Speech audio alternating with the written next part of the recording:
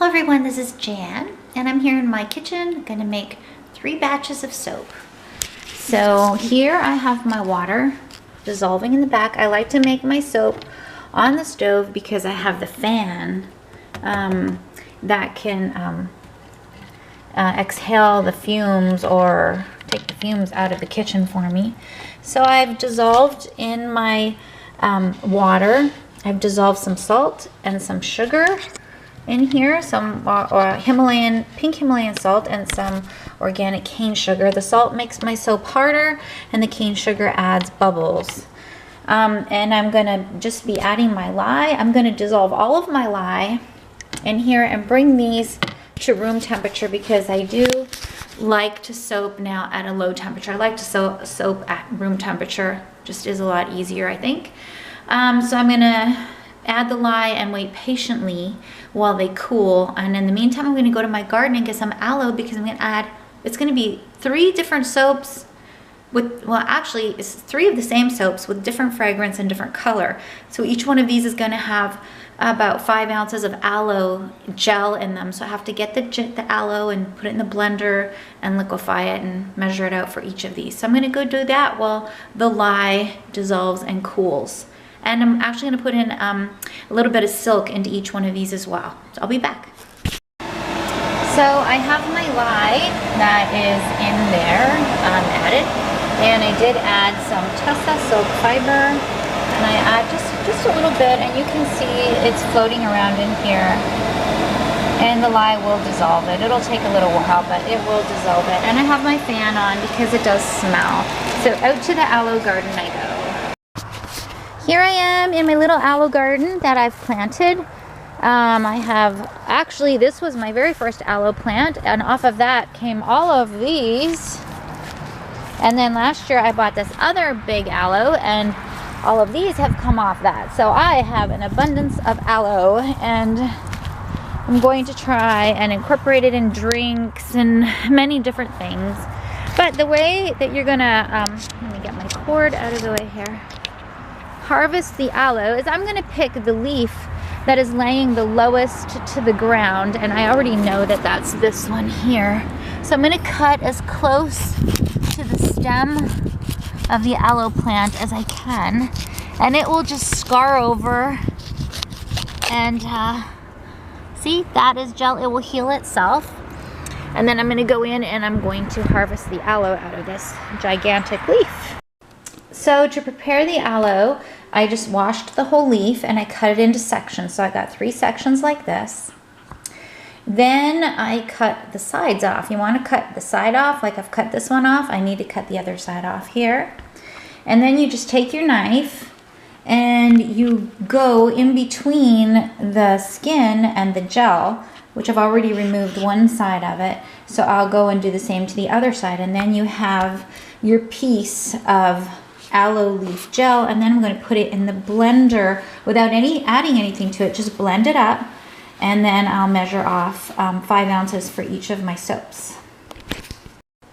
Okay, so over here I have my aloe blended up, and I did add a couple ounces of water to it because I was off 2 ounces. So I added 2 ounces of water. I'm going to let the bubbles come out in the foam. And over here I've measured out my hard oils into 2 bowls. I don't have another one, or I would do all 3 at the same time. Very important to use a scale. So I measured out my cocoa butter, measured out my palm kernel, and I measured out my coconut oil. And now I'm going to melt these in the microwave. And that's how I do it. It's much easier than using the stove. So I'm going to melt these. And then I'm going to check the temperature using my hot gun, my temperature gun of these, to see after I get all these soaps melted what the temperature is. Okay, so I have all of my hard oils melted here, which is my cocoa butter, my palm kernel oil, and my coconut oil. And so now, or actually this is the one that's melted, I put it on the scale and I add my olive oil and my castor oil to this, my liquid oils. And so now the temperature of this, now it's ready to go. I could add my lye if my lye was ready. The temperature of this is 97 degrees, but the temperature of my lye is 138, and it's been about an hour, maybe 45 minutes. Now everything's dissolved in there, but it's still, you're talking about 40 degrees temperature difference between the two, and that's just a little bit too much. I think it should be 10 to 20 degrees difference, no more than that. So I'm going to wait a little bit longer, but while I'm waiting, I'm going to prepare my colors. So I know that the first batch of soap that I'm going to make, now let me tell you, each batch of soap is 4 pounds. That's what I'm working with. I'm going to be using the 2-pound silicone molds, the loaf molds. And 2 of these is one of my batches. So I have 1 batch, 2 batch. The 3rd batch, I'm going to use the loofahs and I'm going to dip them.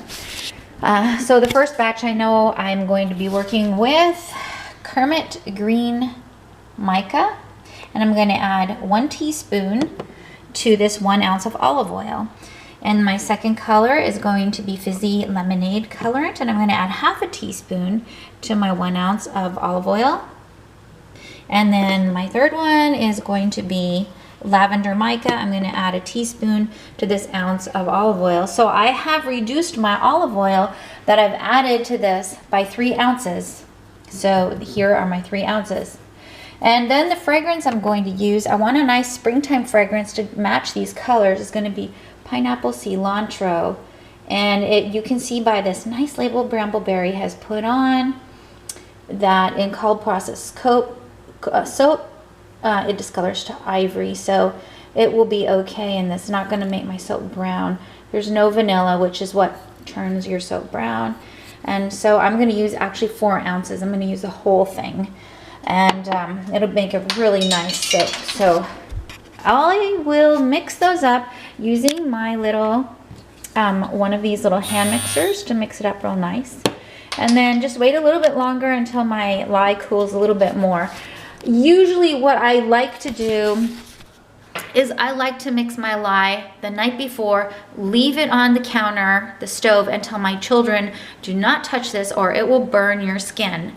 And then that way it can sit overnight. By the morning it's room temperature. I know that I can bring my oils to room temperature by melting the hard oils first and then adding the olive oil, which is at room temperature. I can at least get it into the 90s. So if my lye is room temperature at say 76 and my oils are say in the 90s, I know I'm okay there. So that's usually how I like to do it. But so we'll come back. Okay, I have emulsified the oils, but they're still very thin, which is how I really do want to keep them, because since I'm working with colors, it didn't take very long at all. I mean, literally I stick blended for about 30 seconds. So now I'm going to add the yellow colorant over here to this part. And then I'm just going to get the bubbles out of my stick blender. I did find somebody, my husband came in the room, so I said, grab the video. Okay, so here's my yellow. I'm going to move on to my green right here. And I'm going to get the bubbles out, and I'm going to just mix this up real quick. You want to work from lightest to darkest colors, so you don't have to really clean off your stick blender between, you know.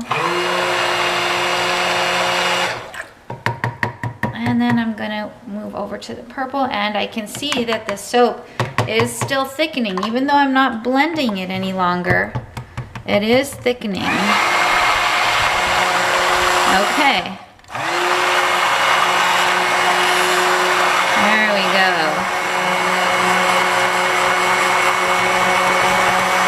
I think this will make a really pretty soap. Purple, green, and yellow.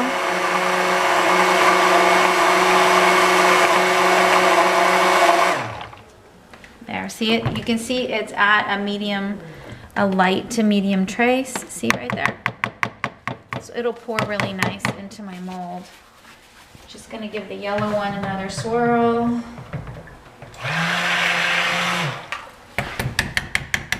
And the green.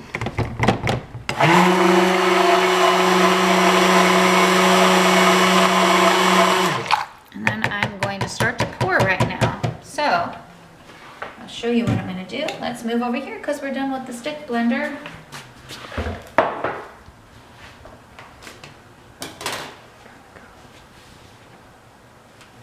Okay, so I'm gonna pour the yellow in the bottom about, oh, I don't know, an inch, a layer an inch thick. And for both of these, because I'm making, each one of these is 2 pounds, remember? So there we go. Now I'm gonna pour down one side, I'm going to pour purple, about half of my mixture.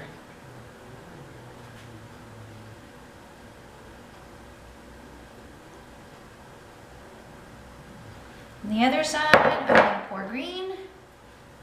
And my soap is thickening. The higher up you pour it, the deeper it will go into your soap. So I want to do that because it's getting thick and I don't want it to just sit. I don't want to layer my soap. I want to swirl it. Okay. I'm going to pour another layer of the yellow. Just a thin layer. And this is going to be right across the middle. I really have not got any remarkable way of doing my hanger swirl. Down the side again, and you can see it's definitely thickening up. I'm going to save a little bit to decorate the tops.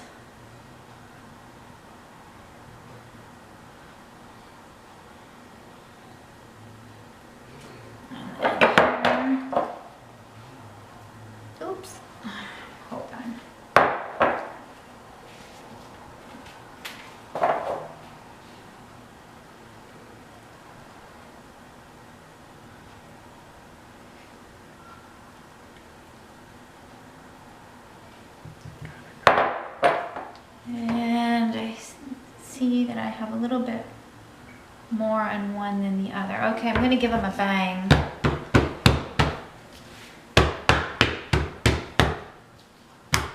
Just to kind of flatten them out. And then I'll show you the hanger, what I'm going to do. I'm going to insert the hanger. This is from Brambleberry, right down the center. And then I'm going to go that direction. I'm going to go towards my left and I'm going to turn and turn. 3, 4, 5. Back down the middle towards me. 1, 2, 3, 4, 5. And that's how I like to do it. I'll do the same with the other side and then I'll fix the top. 1, 2, 3, 4, 5. 1, 2, 3, 4, 5. Okay. And now I'm just gonna fix the top up, and I'll fix it up with a chopstick around the top. Okay, and I'll show you when it's all done. Okay. Okay, there they are. They're all done, and they're going to go into the oven, which is not on. I'm just using it as a place to store them until they're hard. What I did in the top is I used the chopstick to make a swirl. I drizzled the remainder of the colorant, those 2 colorants on top, and then swirled it in. So into the oven it goes. Remember, the oven is not on. I'm just using it to insulate the soap. And on to the next one.